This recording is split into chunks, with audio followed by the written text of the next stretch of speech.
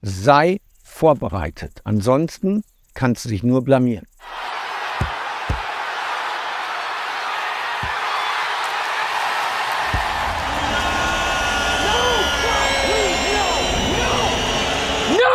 Guten Tag, Herr Kreuter. Sehr wäre ich an einem Video zur Einwandbehandlung von Ihnen interessiert. Ist hier aktuell was in der Planung? Ja, gibt es schon, respektive das hier ist jetzt die Antwort. Also wir müssen unterscheiden, es gibt Vor- und Einwände. Vorwände sind Schutzbehauptungen, die sind vorgeschoben. Kein Interesse, kein Bedarf. Sind typische Vorwände. Und dann gibt es Einwände. Da hast du was Konkretes, wie: Ich habe schon 3 Lieferanten, ich brauche keinen 4. Preise sind mir zu hoch. Schicken Sie mir mal ein Angebot. Wir haben schlechte Erfahrungen gemacht. Wir haben gerade erst gewechselt. Wir haben einen Zentraleinkauf. Melden sich in 3 Monaten nochmal. Wie gehst du damit um? Der erste Punkt ist Mindset. Deine Art zu denken. Wie gehst du mit diesen Aussagen um? Success is a mindset. Dazu gibt es ein sehr schönes Video, das habe ich vor einiger Zeit aufgenommen. Der Titel ist, was 92% aller Verkäufer falsch machen. 18 Minuten Video, genial. Also, das erste ist immer Mindset.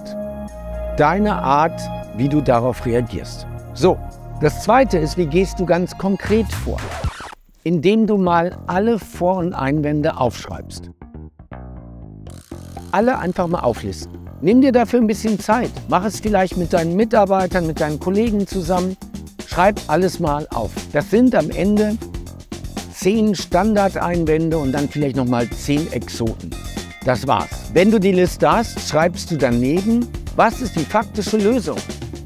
Ja, wir haben gerade gewechselt. Faktische Lösung? Das ist doch super. Wenn Sie gerade gewechselt haben, dann sind Sie doch im Thema. Dann lohnt es sich doch jetzt noch einen Anbieter mit in den Vergleich reinzunehmen. Dafür habe ich jetzt keine Zeit.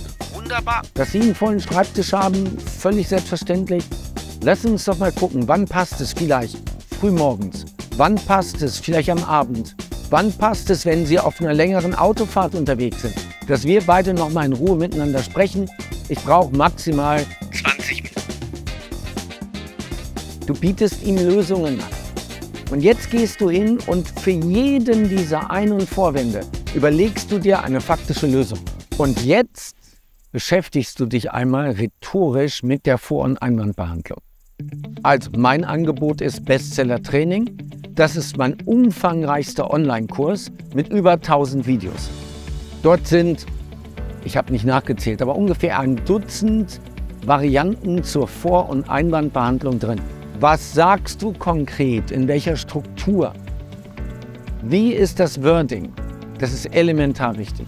Dann lernst du es auswendig. Und du musst so gut sein, dass man nicht merkt, dass du es auswendig gelernt hast, dass man dich morgens um 4 Uhr weckt und dir 3 Einwände gibt und du kannst alle 3 Einwände astrein rhetorisch entkräften. Dann bist du auch schlagkräftig beim Kunden. Diese Schlagfertigkeit, das ist nichts Angeborenes, das ist was Antrainiertes. Und du hast das nicht nur am Telefon, du hast das nicht nur in der Neukundenakquise. Du hast das in jeder Situation, wo du mit Menschen kommunizierst und du sie nicht direkt überzeugen kannst. Nehmen wir mal Telefonakquise. Die meisten fokussieren sich in der Telefonakquise auf den sogenannten Opener, den Einstieg in das Gespräch. Der Opener ist wichtig. Wenn der Opener gut ist, ist alles einfacher. Aber der Opener ist nicht das Herzstück in der Telefonakquise, sondern die Vor- und Einwandbehandlung. Du kannst einen tollen Opener haben, dann sagt er: Ja, habe ich aber jetzt kein Interesse. Es passt jetzt gerade nicht. Schicken Sie noch Unterlagen. Wir haben gerade gewechselt. Wir haben schon 3 Lieferanten. Und jetzt bist du gefragt. Jetzt muss die Einwandbehandlung funktionieren. Pablo Picasso hat gesagt, ein Mann, der sich auf seine Chance nicht vorbereitet, der kann sich nur blamieren. Also ich finde, Picasso hat recht und das gilt nicht nur für Männer, auch für Frauen und es gilt insbesondere für Verkäufer. Sei vorbereitet, wenn du in die Akquise gehst oder wenn du Kundenkontakt hast. Sei vorbereitet, ansonsten kannst du dich nur blamieren. Also nochmal, 92% aller Verkäufer machen das falsch. Hier ist das Video und hier ist der Link zu Bestseller Training. Hol dir das.